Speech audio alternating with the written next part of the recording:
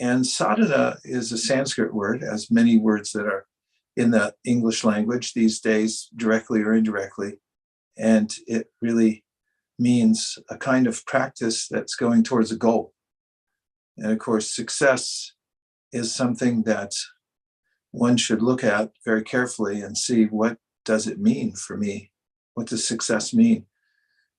From the tradition that I'm presenting the perspective of, which was a strange sentence, the way I frame success because of my training, is that we should be able to feel satisfied, because we may do so many things in life, but if we don't feel satisfied, then what's the point? I mean, the attainment of various kinds of material things, which sounds cliche, and it is, but the fact is that we may accumulate certain things. We may get some designation also because of our learning and so forth. But unless we ourselves feel happy and satisfied, then what's the point of these things? It seems as if we may be missing it if we don't have that. So one of the ways in which the wisdom literatures and the tradition that I come from, and that many others come from, has to do with finding out, what is it that actually makes me happy? What is that point in my life that I feel that I have enough and I'm in the moment right now and I feel happy? So one of the phrases that came to my mind recently, of course, the first part of it didn't come to my mind, but I heard it somewhere, I think. Someone can look it up and see if I'm taking it from an already, I mean, you can probably tell me if you know this, but expectation is the mother of disappointment. Have any of you heard that before? Expectation is the mother of disappointment. Well, I heard that and I really appreciated it. And I was thinking about one day when I was doing my meditation. Thanks, RP. Yes, you said you've experienced it too. That's nice to commiserate. And then I was thinking of the word expectation. Spec means to see. You have spectacles and a spector and so forth. It has something to do with our vision, what we're seeing, what we're looking at. So expectation, we're looking outside ourselves, you could say. X means something that's outward. And then I thought of another word that we can juxtapose with expectation, introspection. It has the word spec in it. Again, we're looking in a different direction, however, intro, looking inside. How am I doing? What's my psychology? Is there a bunch of nonsense banging around in my head? And am I buying into it? And is there something beyond that? Is there a sublime presence that I can be aware of that's beyond the noise and so forth? Well, there's a resounding yes that comes from the wisdom literatures, like the Bhagavad Gita, one of the books that I've studied quite thoroughly, and so many others. In fact, as I mentioned before, it may be cliche to say that happiness comes from within, but it does. And whatever we have within gets manifest out into our world. And then perhaps we compound that by taking that outside environment as confirmation of who we are. But actually, we're not the material body or the mind, or something that's beyond that. So that's a foundation on which one can really make a stand for oneself above the superficiality of the false ego and so forth. So for the process of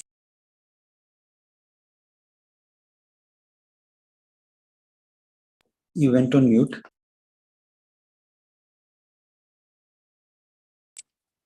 Sorry, everybody. I'm using my phone today, so I'm a little bit unused to using Zoom on my phone.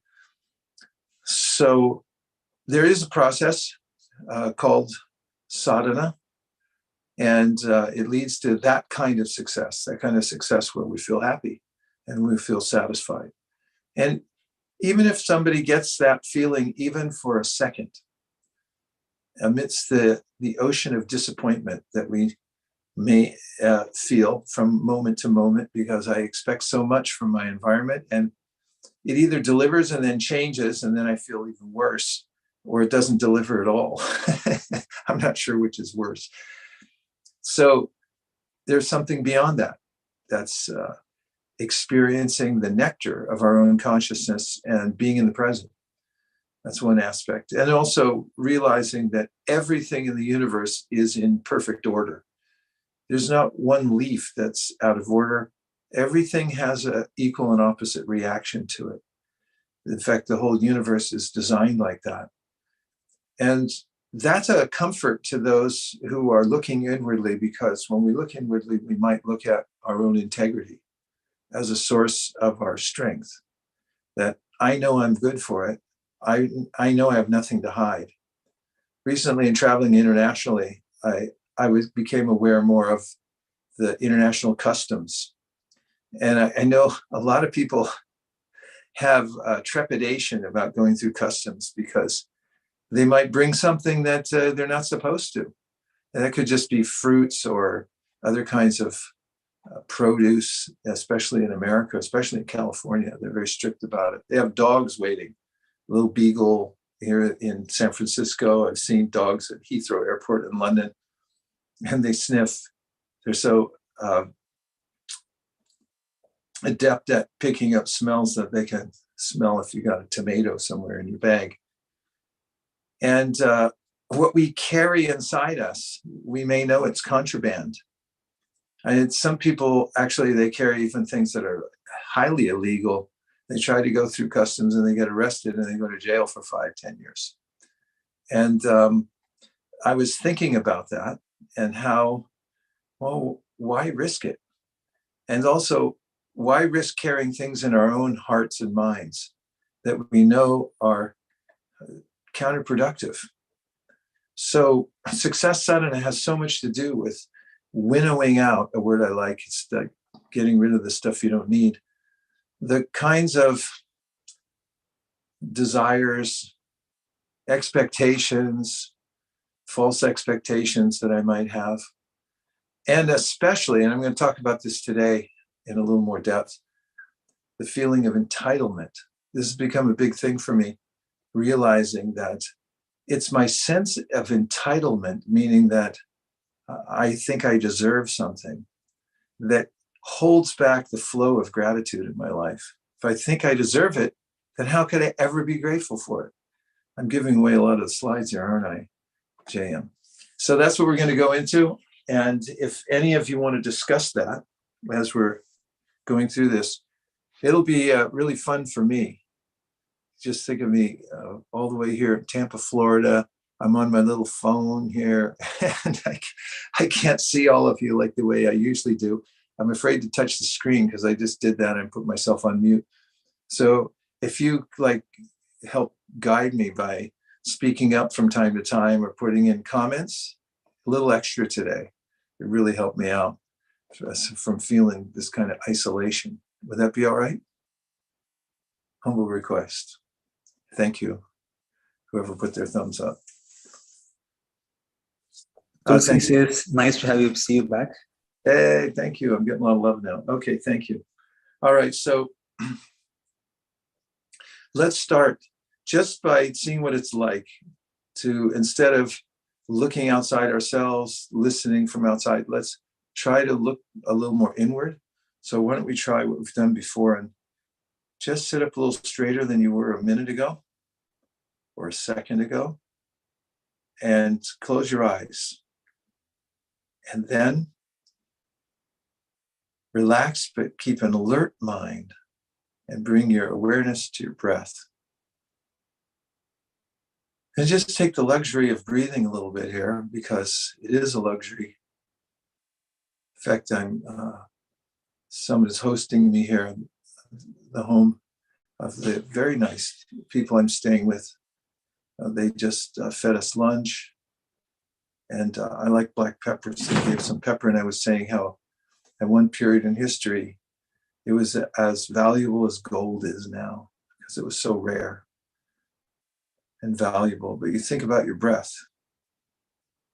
we can't go without it, can't skip 3 breaths without becoming overwhelmed. So just relish the fact that you have the most valuable thing, and that's air to breathe and lungs to breathe it in, and a body that's holding you up. Actually, you're holding up your body, but it's giving you an opportunity. So breathe and relax.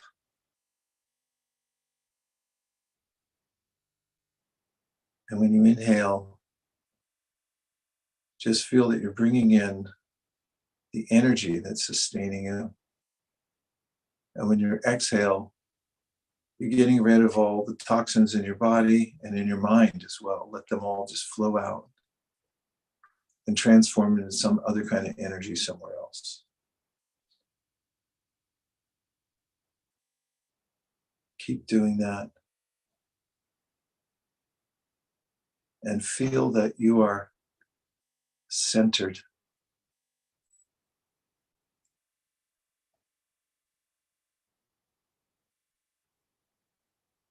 And now become aware of your own awareness.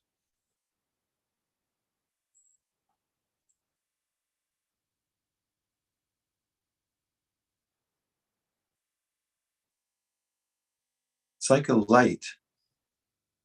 The body's like a house. You're the light that's making it attractive. You're the consciousness that makes the body feel. Otherwise, without you, there is no feeling, no one to feel. And just relish the fact that you're a self. You exist. And feel positively that you exist.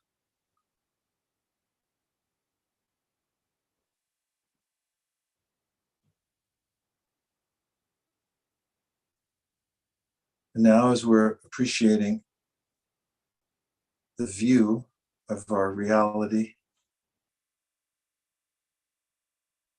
let's bring in some transcendental sound. A mantra is a package of sound, and some mantras are transcendental.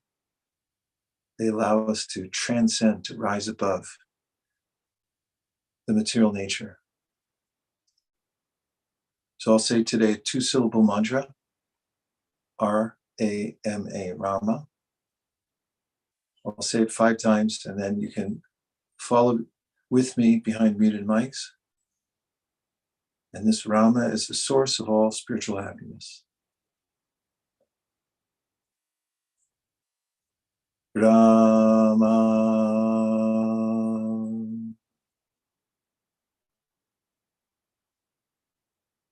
And on the next exhale, Rama.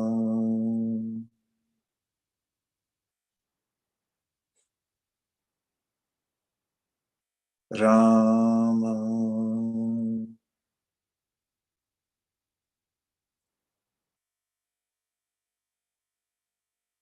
Rama.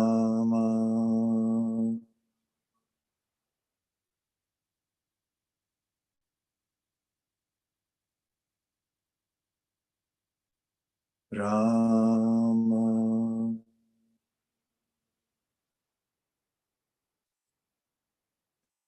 Now just take a few seconds to notice the resonance of the sound of the mantra. And in mantra meditation, sound vibration awakens our sense of being spiritual beings.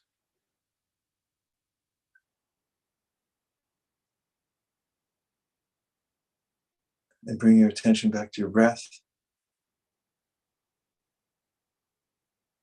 And you can rub your hands together to make some friction, get some external sense. Open your eyes and come back into the room. And welcome back. Okay, so JM, could you start with the very first slide, which is like the title slide? And the title today is Abandon Entitlement for a Life of Gratitude. The postulation I'm making today is that if you abandon entitlement, the sense that I deserve anything, just leave it by the side of the road somewhere. You can open the car door, pull over first, open the car door and let entitlement out, say, you make it on your own somewhere else. Close the door and drive off fast and leave entitlement behind. What if we abandon entitlement? What would be left over? So today, my theory, and we can test it together, is that what you'll have left is gratitude. You'll be swimming in it. It'll come down as a cascade. Also on the front slide, success sadhana. So it's a practice also. Lately, I've been really leaning into this 21-day challenge myself and noticing that when I have a track I'm running on and I'm measuring what I'm doing, I'm much more successful at the practice. It's like when I wake up in the morning, I know this is what I'm going to do first, second, third, fourth. I have a script. So this success sadhana, I find to be very helpful because there's a default mode, which is that let me just do anything I want. And the mind may become whimsical, look at anything, listen to anything, and prevent me from actually feeling happy. But when I have my success sadhana, when I have a track that I'm following, all healthy practices for body, mind, and spirit, then I start to sense that, wow, I'm really connecting. So you can try that out. There's a link there, or JM will put a link in the chat so you can try that out if you want, but I highly recommend it. So I've put forward my theory, abandoning entitlement. Now let's look at a few slides. So everyone knows that it's possible to spoil a child by not making any boundaries and just saying you can have whatever you want, whenever you want. And then life could become dull for such a person who thinks that I deserve everything. So this entitlement can grow in us if we're not careful, which is the belief that we're inherently deserving of privileges. So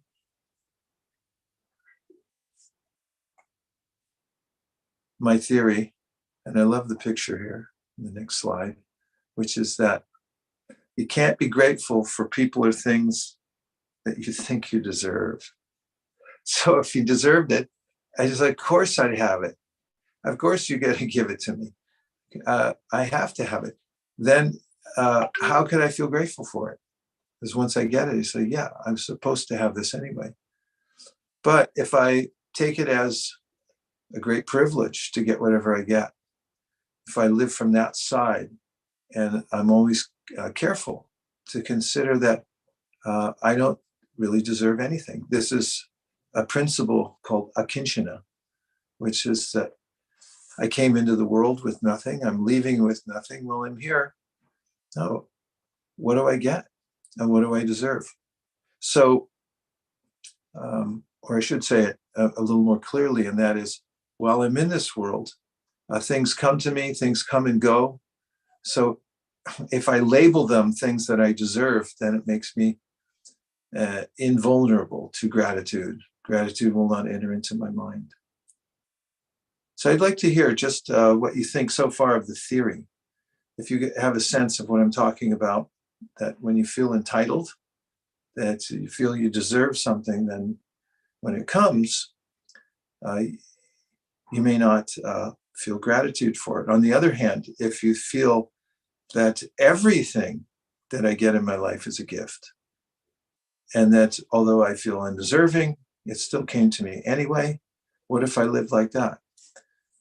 Let's hear if you have any thoughts. You can put it on the chat or you can speak up. Hear the voices of those who are somewhere on the other side of this electronic gadget. Nick, yeah, please go ahead. Yeah, actually, this reminded me of like a recent technology that I was looking into work-wise, Metaverse. So in the Metaverse, it's like, not only that you have the things around you which, you want, you won't see anything which you don't like, and you're totally in the virtual reality all the time. So I was thinking, that could lead to some dangerous situations, and people basically totally detach from reality, spirituality. I mean, of course, spirituality can be also added there, but I was wondering, that is what came to my mind. Yeah, and if you think of it that way, then sometimes when in what we call reality, we have reversals, or maybe some kind of pain comes into our life, into our body. Is that a bad thing, or is it a good thing? For instance, like say you get a toothache, and then it feels overwhelming, and then you fix the toothache. What does it mean? There's something wrong with your tooth. It's telling you something. It's built into your body when your body says, this hurts. It's like something's pinching somewhere. And the whole world has these sensors built into them. When we touch certain things, then we get a reaction for them and we feel it. And that kind of directs us. Oftentimes we're feeling that we are more aware of the fact that we're moving around in the world. We have to be careful not to bump into things. If you remove all those, of course, that's very difficult to do, because even if you go in a virtual reality machine, you may be in that alternative world, but you still will feel the pangs of hunger. And you'll have to come out and, realize, hey, I haven't worked for 2 weeks. Now I have to go find someplace. Sometimes people escape into opioids, opioidic, a stupor. And then you think like, wow, I feel great. But then actually, when they have to deal with the practical world, they find that they've become dysfunctional. They don't have any money, and it's very difficult. So reality bites us, and it's actually for our benefit, to get us to find out where real stability is. And it isn't an escapism. It isn't an escapism from just trying to distract ourselves, no matter how elaborate the distraction may be. We'll have to do a study and see how people do by escaping into a virtual reality. But I think that it happens more than not nowadays. Go ahead, JM. Yeah, Jesse, please go ahead. Hey everyone, Jessie here. Hey. I just wanted to maybe add something that might be a little nuanced when we're talking about this topic. So, and it's coming from a lived experience that I'm currently going through. So I just interviewed for a job, and it's one that I have been working really hard towards for the past 2 years. So on the one hand, I do feel like, in some way that I deserve it. So if I get it, I will have kind of a sense of feeling like I deserved it and earned it. But at the same time, if I do get it, I'm also going to be extremely, extremely grateful. So I feel like it is possible to have both feelings at the same time, but it's definitely a nuanced kind of perspective, I think. Yeah, Jesse, that's a good point. And even as I was speaking earlier and saying, here's my postulation, I was hoping for some nuance in the discussion, because nothing's ever completely linear or black and white. Of course, X's and O's maybe, or ones and zeros. But yeah, that's very true. We can hold both of those things, and part of it is appreciation for the hard work that we've done. This is in the Vedic conception called yagya. When you actually sacrifice for something, then there is a sense of what I called earlier integrity, that I'm good for it. I actually did the work, and then I get it. Of course, the opposite too. This may be going down a slightly different road, but what if I get something that I didn't work for, I didn't deserve?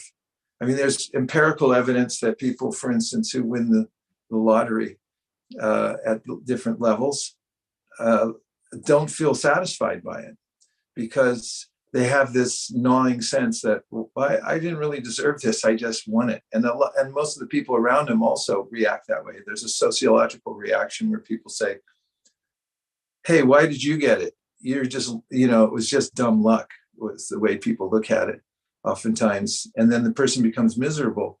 So when you do work hard for something and you put in the yugya or the effort, to attain it, there is a kind of sense that, well, I did it. And one of the other nuances I was thinking of when you said that, Jesse, is that there's a way in which, like, even if I work for something, I come up to speed on it and I don't get that particular job, I know that it'll come up somewhere else because I'm ready for it, right?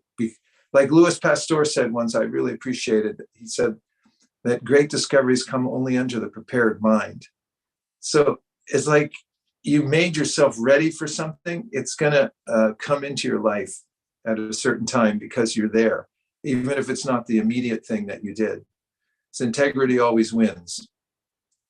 Yeah, thanks for bringing that up, the nuance. That was really helpful. Yeah, thank you, of course. And I hope you get it. Thank you, me too. Great. Well, that worked. I could see Jesse and everything. That was fantastic. What else? What other responses were there? There are a couple more. One is a couple of them from Nirali. She says, exactly how I feel today. I deserve people around me treat on my special day, but they're not, so getting angry. Now I realize that expecting in return as I treat others special, it is my inner dialogue that is making me unhappy. No gratitude yet, but now thinking. Yeah, that's a good point. Is it your birthday today, by any chance? You said special day. If so, no, okay. Not really, but I was just a couple of days ago and I was like, my friends like, hey, why aren't you doing something? Right. And I do for others. So it's like I'm making plans for my own. So that is a little annoying sometimes. Yeah. So the case in point, perhaps, and I also like what you said at the end, even though you're processing it, you may have opened the door and dumped the entitlement to the side of the road and drove off. You're still thinking about it. Yeah, I'm like, okay, it's my fault. I'm the one who is having this inner dialogue. So that's expecting something in return is my own thing to deal with, actually. So realizing with there is no gratitude yet, but I'm working toward it now. Yeah. It's a good point on both sides. That one, it's a process. Thinking about that, about how to be, stay in gratitude and keep entitlement away. I mean, and also Jesse brought up that as in certain instances, we may have a bit of both sense of entitlement because we did do the work and so forth. And also, it just sort of proves, it's a good example. It proved it in another way, anecdotally, that, it happens. Yeah. We expect something and it doesn't come, and then we go, wow, wait a minute. I don't feel so good. Yeah, thank you very much. I feel a little lighter, talking about it and realizing. Yeah, it does help because actually, the whole genre of self-realization, of feeling self-sufficient from within. I mean, this whole concept in the Gita, when Arjuna asks his teacher, Krishna, like, what is a successful human look like? How do they move in the world? And one of the first things that Krishna says is the person is able to feel satisfaction in him or herself because it's there inwardly. So, coming to that point, this is success sadhana. That's how I preface this program today. Is like, what is success? It's not our environment. It's not how people treat us necessarily. It's more about how we process what's happening to us. I mean, that's really cliche what I just said, but the fact is that there is a way to actualize that. We actually can feel like that, and it's the greatest wealth to have that, to actually feel satisfied in any circumstance. And according to the Bhagavad Gita and other literatures, as you well know, it's altogether possible. So that's pretty optimistic. Yes, getting back to equilibrium now. Anyway, you heard it from me. Birthday. Thank you. One thing I just wanted to add. Go. Yeah, I just wanted to add to that is what I have realized recently is that, let's say if you are working towards something and if you achieved it, and after achieving it, if you don't talk about it and if you don't celebrate it much, or if you're okay that, okay, fine, I got whatever I wanted, and you're balanced at that point, that will help you when you won't get the thing that you needed, and you won't feel that much sad at that time. And I think that is still a easier route to learn something when you are not in too much. I'm not saying too much high spirit, but I want to say if you're not talking about it much, and if you have accepted that, okay, this is what I wanted, I got it, now let it be, then if you learn this lesson at this stage, then you won't hurt when you won't get it. So let's say, just to give an example, uh, if you got some new bank balance in your account and you see that, okay, I received it, and next day you're not even checking it, you're not doing anything about it, you're not rechecking it, you're not doing anything, it's just you received it, that's fine. So, but it will help you that when next time you are expecting some money and you don't get it, you won't feel that much bad or sad about not getting it. So, and same thing as, like, let's say if you get something you are working towards, it's good that, okay, you got it. But if you don't celebrate it, then it will help you later on to go through the things where you are not achieving whatever you wanted. That's what I just learned recently, and I'm I trying to see. work on that. Yeah, thank you. Yeah, very interesting. And, you know, there is the case. Who was that was just speaking? Sorry, because I couldn't see the name. This is Deepak. Oh, Deepak, thank you very much. Good to hear your voice. Deepak, I was just thinking when you were speaking about how we may achieve something where we feel satisfied because we did the work and we were able to achieve it. But then we go to celebrate and show people, perhaps, let's just say, bring it to a sibling who may not appreciate it because of maybe, you know, sibling rivalry or something, and doesn't really even acknowledge it, right? Then we also might feel that disappointment. And your point, I think, was, you know, if we don't become addicted to the highs, then we won't become really shattered by the lows also. Yeah, that is correct. That's what I'm trying to say. That's a nice point. And it's something that comes up a lot in the Gita, which is equanimity. You stay equal in all circumstances. And there's a mantra I heard a long time ago from the business world that says, things are never as good as they seem or as bad as they seem. You know, it's there always in the middle somewhere. Nice. Thank you very much. JM, any other comments? There are quite a few coming. I'll try to group them. A couple of them on relationship. One is from Wolf, who says, please reflect on relationships with children as we as parents expect to be loved back. And there is another one from Naveen, who says, what about expectations in relationships? How to deal when they are not met?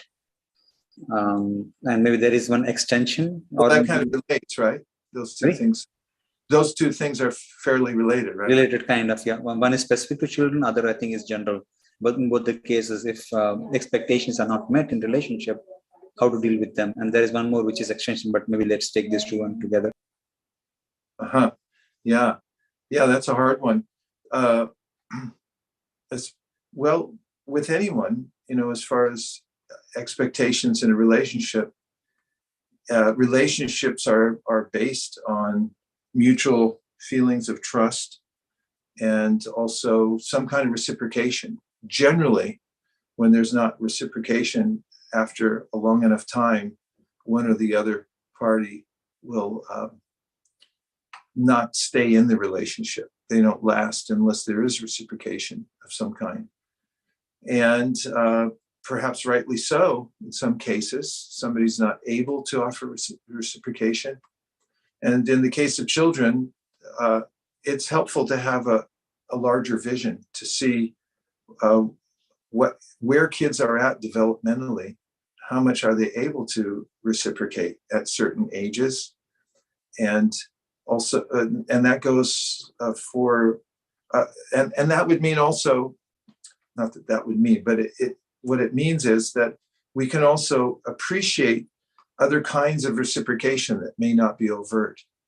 For instance, if people show up, even if they don't show extreme gratitude, at least they're there. I mean, they voted with their feet, they came. We can look for other signs of reciprocation besides something that may be completely overt to help us maintain appreciation of the fact that a child, or anybody else for that matter, is reciprocating with us. So that can be helpful. And also, try it for a while, see what it feels like to not expect anything in return. That's called, causeless love, or I should say unconditional love. I mean, how does it feel to offer unconditional love? What if you decide in a relationship, you say, I'm going to offer unconditional love. Now, disclaimer, it doesn't mean to tolerate abuse, but it does mean that in certain circumstances, even when you didn't get everything you want, you still go on.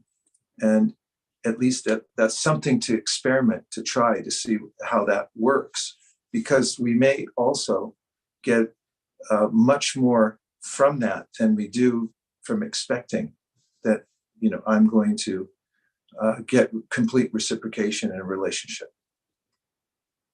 Now I know why I love dogs. I was just thinking about that the other day. I don't have a dog, but I see lots of people walking dogs, and I can really appreciate why they love them so much. Nice, Wolf. Thanks. Yeah, Jesse also reflected, voted with their feet. They came. Love this. So she's a in that regard, a long time ago, I was doing a project where I was holding a lot of in-person meetings. And then, there would be advertising and so forth. And then not as many people as I thought would show up.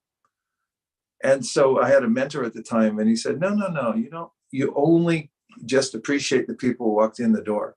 Don't worry about who didn't walk in. And it changed my perspective.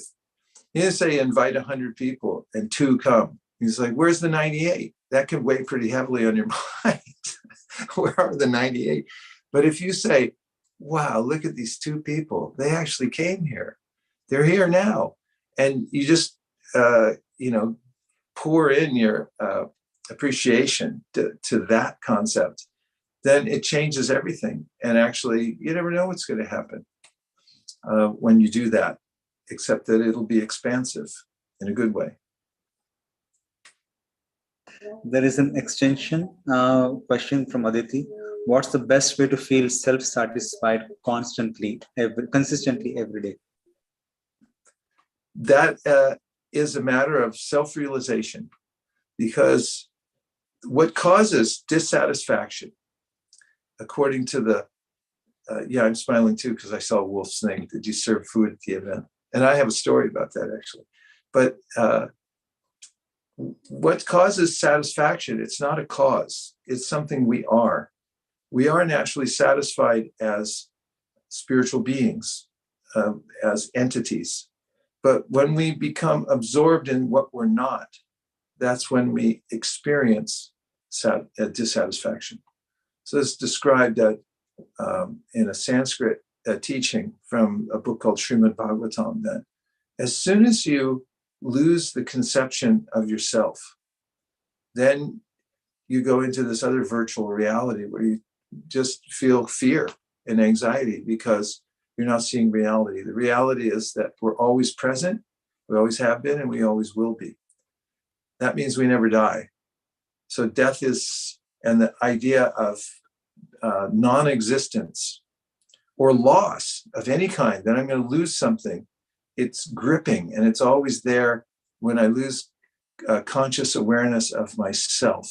And that is that I'm not this body. I'm actually animating the body, and what's animating the body is consciousness, and consciousness is perpetual, never stops. So the answer is to come back into awareness of who we are. And that's what success sadhana means. Well, that was a little sound package. Jayham, are you still there, I hope? Yeah, I am there, and there are quite a few. I don't know if you want to cover a couple of slides and come back. Yeah, let's do that. And I definitely want to come back because I love these things, the comments that are coming in. Okay, how to usher in gratitude. I like the word usher. Imagine bringing someone into a theater as an usher. Think, I don't deserve anything. So you can practice that. You can actually practice that. Just see what it feels like throughout the day. The things that you counted on that you think, oh, I deserve this. I deserve a look of gratitude from my spouse or from my boss or something like that. Just decide that, I don't expect it. I don't deserve it. I'm not going to wait for it. I'm not looking for it, and see how you feel. Just be yourself and do your work as a duty and think, I'm just dutiful. I don't want anything in return. And how might you feel? My experience is that when I expunge that sense of entitlement, that naturally gratitude is there. Okay, let's see the next one.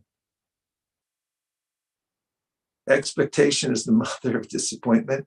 Introspection is the mother of fulfillment. What if that's true? That's good, because it means that we're self-determining. If we look inside and we follow the path of success, which is a practice that takes us to know our own selves, know who we are really, how are we really stable, and to give up all kinds of psychological nonsense that's floating around, that I have to be validated by other people and so forth. Well, of course, we're social beings, and there is a psychology to that. But if we can become objective about it and actually see that that's not the source of my happiness, because we can't depend on other people to validate us all the time. It's just not possible. So try it and see if introspection is the mother of fulfillment, and notice how expectation is the mother of disappointment. I didn't have any expectation. I'm never disappointed. One more, una más. So these are 4 fires to stoke, and I'm going to come back to that. So we want something practical, right? Because I'm saying all these things, you're not this, and give up that. It's a little theoretical. So there's 4 ways that you can stoke that fire. The fire of what? The fire of burning up of entitlement, of expectation. Then how do you do it? So let's come back to that in just a second, because I'd like to hear a few more of the comments, and I'll talk about these 4 fires that you can stoke in your life. Yeah, so I'll take the last one which came in. SG says, instead of thinking I don't deserve anything, why not have any expectation? Just don't have any expectation? Well, if it was algebraic expression, I would say that A is equal to B on that one. At least that's how I conceive of it, that those are equal concepts. And we have SG again says, perhaps this is counter thinking, but wondering if people who do bad things feel inwardly happy and successful, hence do these bad things. If people who do bad things feel inwardly happy. Yeah, that's been a fascination over millennia. But the answer of the Bhagavad Gita is that, of course, what's bad and good, we have to define that. But from my own side, integrity, knowing that I'm doing the right thing, is a very satisfying feeling, because when we do things, for instance, let's just say you do a bad thing, you rob a bank. I always thought this as a kid. There's Bonnie and Clyde and all these movies about bank robbers, glorify them, what a lifestyle. And I always thought, yeah, but then you have to hide the rest of your life. You go rob a bank, and like I saw a documentary about this mafia character, and he lived in some crummy little house for many years, he lived in disguise. And when the FBI or whoever it was were looking for him, finally caught up to him by a tip, they found he had all this cash actually sealed into the walls of his house. and so he couldn't do anything about it. He couldn't even be himself. So the way that the wisdom literature is described as dharma, doing the right thing, being aligned with righteousness, with actually virtue, with truth, being honest, that actually that's the path to happiness. If you violate those things temporarily, it may look like you got ahead, but you're going to have to put all your wealth in a wall somewhere. And all the things you lied about, they turn you into a kind of a fugitive. And it's really difficult to be satisfied. So the answer for where does happiness comes from is having an honest heart and being honest, being straightforward and pure. There are a few more questions coming in. One is from Aditi, who's asked, but as social people, we do need other people to help validate our actions and emotions and to reciprocate.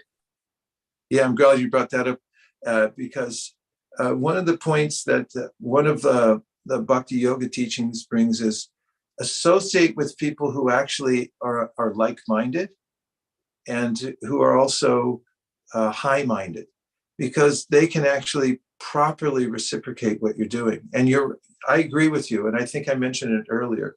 It's not that we withdraw from society and become asocial because we don't expect anything from anyone. We have to have relationships. We are social beings. But when we do, they should be amongst those who can actually appreciate the value of what we're doing and be able to reciprocate it properly. Otherwise, as I said, you might be with somebody that isn't able to really appreciate what you're doing.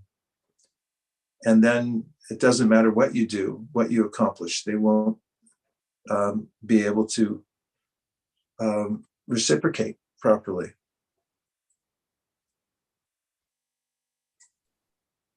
There are a few more. R says, how to finally balance the feeling of contentment and at the same time work really hard to do extraordinary work? Doesn't striving to achieve higher results keep the motivation going? Sure, but there's different levels of motivation. And those are listed by a great teacher of bhakti who lived in the 1800s. His name was Bhaktivinoda Thakur. And he said, okay, here are the gradation of motivations. The lowest of all is fear. I work because I'm afraid. I'm afraid that I won't be validated or that I'll starve to death or whatever. And above fear is prospect. Prospect means, what do I get in return? I'm working because I want a reward. I want something in return. It's tit for tat. And above that, he said, is duty. That's the next highest.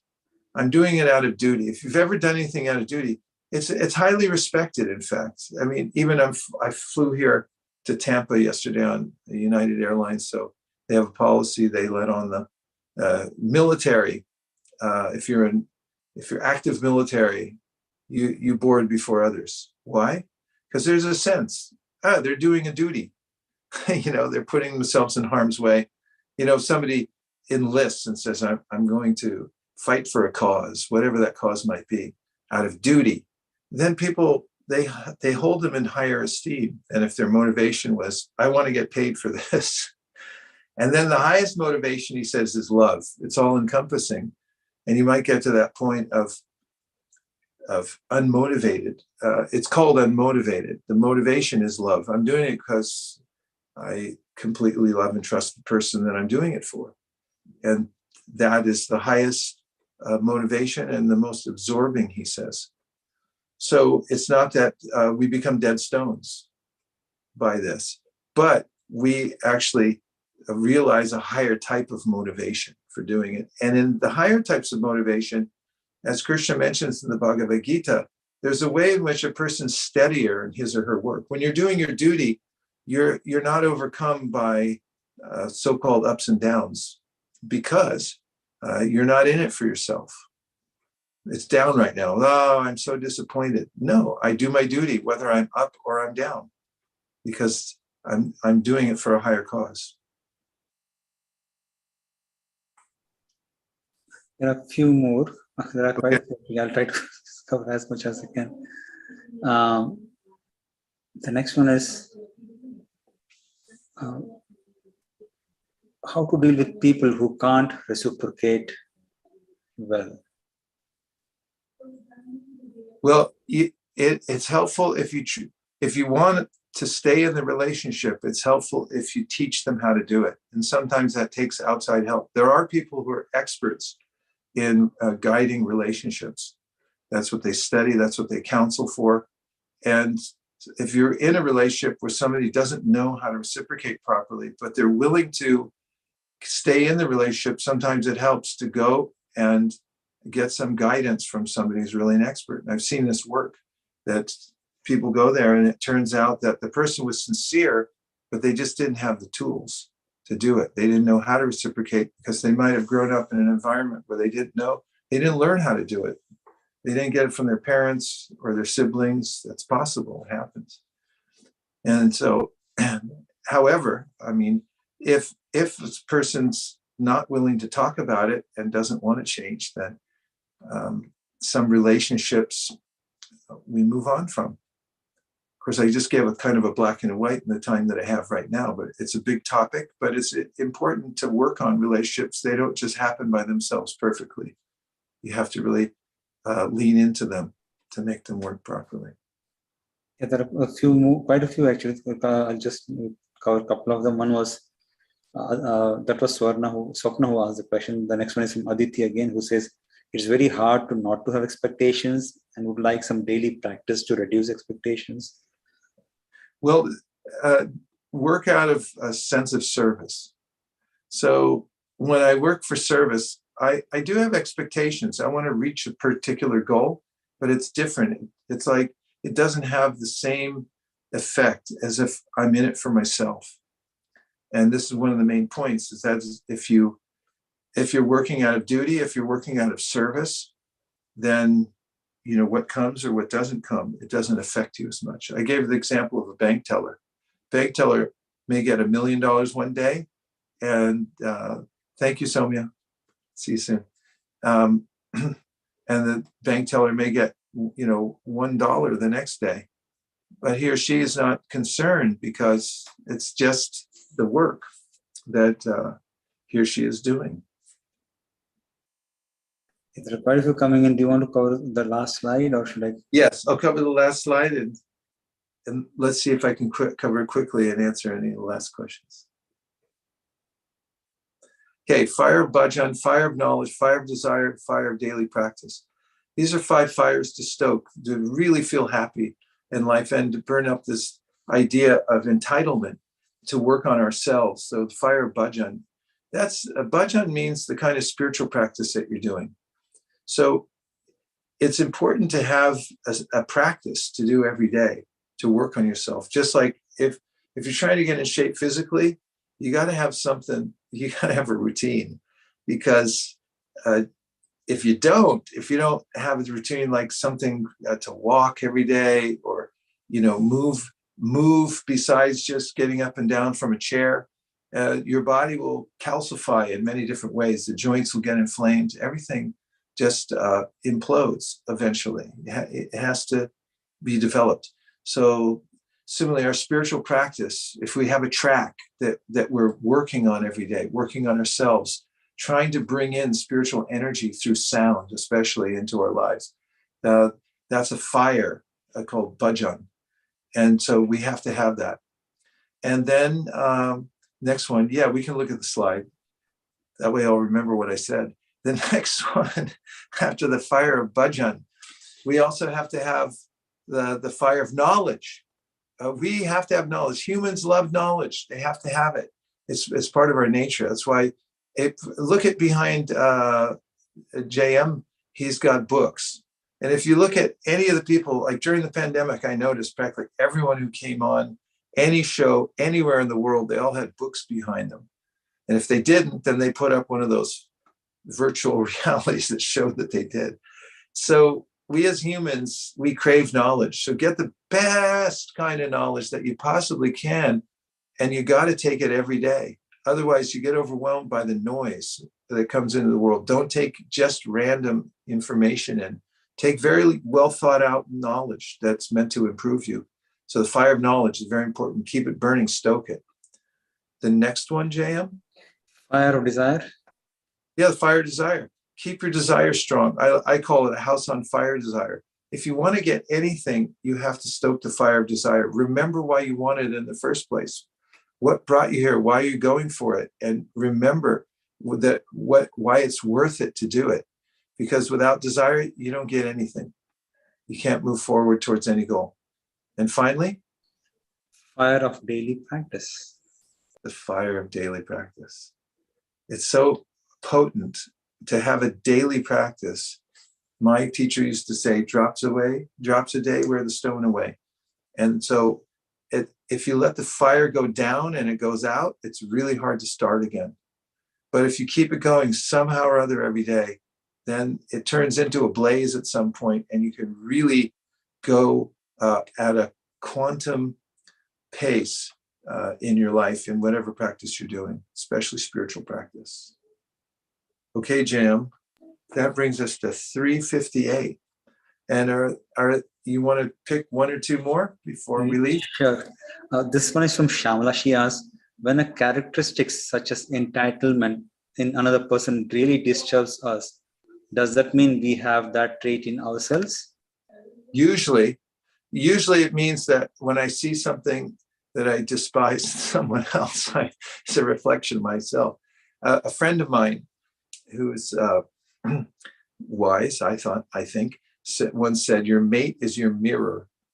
And that goes for any kind of mate, like as they say in Australia, hey mate, or if we have a significant other and we see something in him or her, we might feel, oh, I don't like that. And generally it's in us. If we're feeling very balanced and neutral, that it's much easier to tolerate what other people are doing, especially if we've been able to rise above it. We feel more compassion than annoyance in that case. And with Sudeep. Last one. Yeah. Sudeep said, how do I lower expectation on what I will accomplish this weekend from the Honeydew List? Honeydew From list. The what list? Honeydew List. Oh, what's the Honeydew List? Sudeep? I thought that was a well-known. Well, it's the list your spouse gives you to accomplish over this weekend. Oh, Honeydew. Yeah. Well, there's a lot of this about relationships today, but some of the best advice I've ever read and acted upon is from something Stephen Covey gave in his books, The 7 Secrets of or 7 Habits of Highly Successful People. And one of them was about the emotional bank account.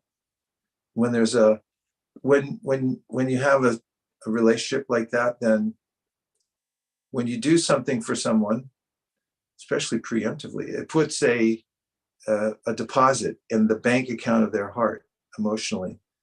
And when you do something that's not thoughtful, you're taking away something. So anyway, being as preemptive as possible in any relationship, interpreting what is the best way to do service for the other person, and doing it not begrudgingly, but thoughtfully, and trying to enter into the realm of service. It can be really powerful. Just using that analogy, my bank balance is very, very high then. Okay, that's good. It's good to have. Well, the other way around. The other person's bank deposit is really high. I see. Yeah. I see. Yeah, so it's kind of you can turn it into a game to try to reciprocate and build it back up again on your side. Okay. So worthy occupation. Thank you. That was Thank you. Helpful comment. Thank you, JM, and thank you everyone for joining today. glad to be able to talk to you. I'm getting more used to, since COVID is over, being on the road half the time, at least nowadays, sort of having it together so we can stop anywhere instead of skipping a week. So I really miss it when I don't hear your voices, and I'm deeply grateful for you tuning in. So keep the transcendental vibration going. That's the best advice that's given in many different, thank you, Aditi. And keep the transcendental vibration going. And by the way, in the Himalaya, there are yogis who from time to time come out of their caves, and every once in a while they see one another on the high paths, and they wave with both arms because they're so enthusiastic. And they call out this phrase that in Sanskrit means keep the transcendental vibration going. So I feel like I'm in a cave here because I can't see everybody, but I'm going to try it anyway. You can come off mute if you want and say Haribol. Haribol. Haribol. Haribol. Oh, thank you. See you soon. Thank you. Bye.